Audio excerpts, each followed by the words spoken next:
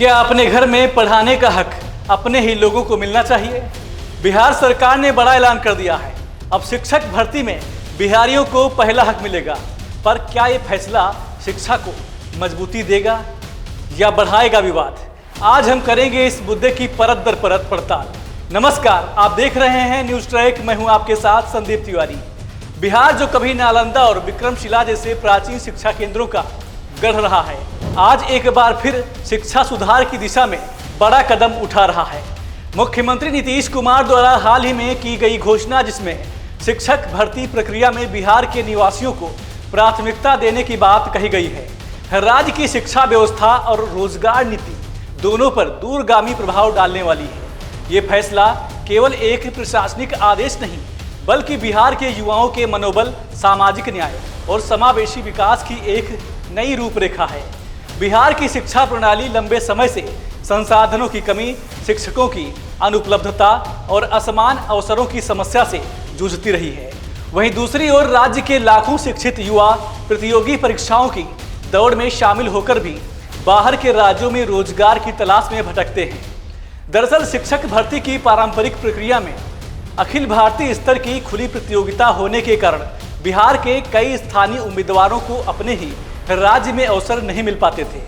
यही वो द्वंद्व है जिसे नीतीश सरकार अब सुलझाने की कोशिश कर रही है। दरअसल सीएम नीतीश कुमार ने स्पष्ट किया है कि भविष्य की शिक्षक भर्तियों में बिहार के मूल निवासियों को प्राथमिकता दी जाएगी। इसके लिए डोमिसाइल नीति को लागू किया जाएगा, जिसका अर्थ है कि वो अभ्यर्थी जिन्होंने बिहार में शिक्षा प्राप्त की है या जिनके पास बिहार का निवास प्रमाण पत्र है, उन्हें वरीयता दी जाएगी। ये नीति सरकारी स्कूलों में शिक्षक नियुक्तियों के सभी स्तरों पर लागू की जाएगी और संभवतः अन्य सरकारी नौकरियों में भी विस्तार पा सकती है। अब नीति के लागू होने के पीछे जो तर्क दिया जा रहा है वो भी समझिए। पहला ये कि स्थानीय शिक्षक अपने छात्रों की भाषा, संस्कृति, रीति रिवाज और सामाजिक पृष्ठभूमि को बेहतर तरीके से समझते हैं। इससे छात्र और शिक्षक के बीच एक आत्मीय रिश्ता बनता है, जो प्रभावी शिक्षण की नींव है। दूसरा तर्क ये कि बाहरी राज्यों से आने वाले शिक्षकों की अक्सर स्थानांतरण की मांग बनी रहती है, जिससे शिक्षा प्रणाली में अस्थिरता आती है। स्थानीय शिक्षक दीर्घकालीन सेवा देने को तैयार होते हैं, जिससे विद्यालयों में निरंतरता और स्थायित्व बना रहता है। तीसरा तर्क ये कि बिहार में अधिकांश सरकारी स्कूल ग्रामीण इलाकों में स्थित हैं। इन क्षेत्रों में काम करने की इच्छा प्रायः स्थानीय युवाओं में अधिक होती है। स्थानीय नियुक्तियां इन क्षेत्रों में शिक्षक रिक्तियों की समस्या को प्रभावी ढंग से सुलझा सकती हैं। अब अगर इसके आर्थिक और राजनीतिक पहलू पर नजर डालें तो इस नीति से बिहार के लाखों बेरोजगार युवाओं को शिक्षक बनने का अवसर मिलेगा। इससे राज्य के युवाओं में आत्मनिर्भरता का भाव जागेगा और पलायन की प्रवृत्ति को भी रोका जा सकेगा। ये कदम रोजगार बिहार में बहार नहीं के सिद्धांत को मजबूत करता है। वहीं राजनीतिक पहलू देखें तो नीतीश कुमार का यह फैसला आने वाले वर्षों में बिहार की राजनीति की दिशा भी तय कर सकता है। युवाओं को लक्षित कर लाया गया यह निर्णय राजनीतिक दृष्टिकोण से भी महत्वपूर्ण है, क्योंकि ये राज्य सरकार की संवेदनशीलता और जमीनी मुद्दों के प्रति प्रतिबद्धता को दर्शाता है।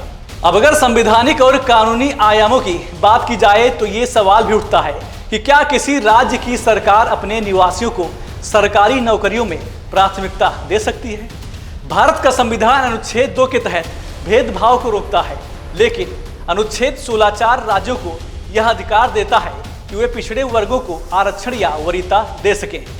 इसके अलावा कई राज्यों जैसे महाराष्ट्र, मध्य प्रदेश, हिमाचल प्रदेश और तेलंगाना ने भी स्थानीय निवासियों को प्राथमिकता देने के लिए अपने अपने डोमिसाइल नियम बनाए हैं। बिहार सरकार को यह सुनिश्चित करना होगा कि नीति कानूनी रूप से टिकाऊ हो और यह किसी भी प्रकार के न्यायिक विवाद का कारण न बने। लेकिन हर नीतिगत बदलाव की तरह इस निर्णय की भी कुछ आलोचनाएं सामने आ रही हैं। पहला ये कि गुणवत्ता पर प्रभाव पड़ेगा।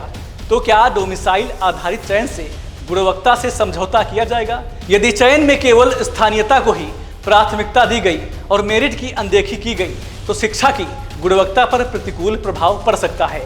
वहीं इसका अन्य राज्यों के उम्मीदवार भी विरोध कर रहे हैं। यह निर्णय बिहार के बाहर से आने वाले योग्य अभ्यर्थियों को प्रभावित कर सकता है, जिससे कानूनी विवाद उत्पन्न हो सकते हैं। इसके अलावा केंद्र सरकार की अखिल भारतीय सेवाओं की भावना भी प्रभावित हो सकती है।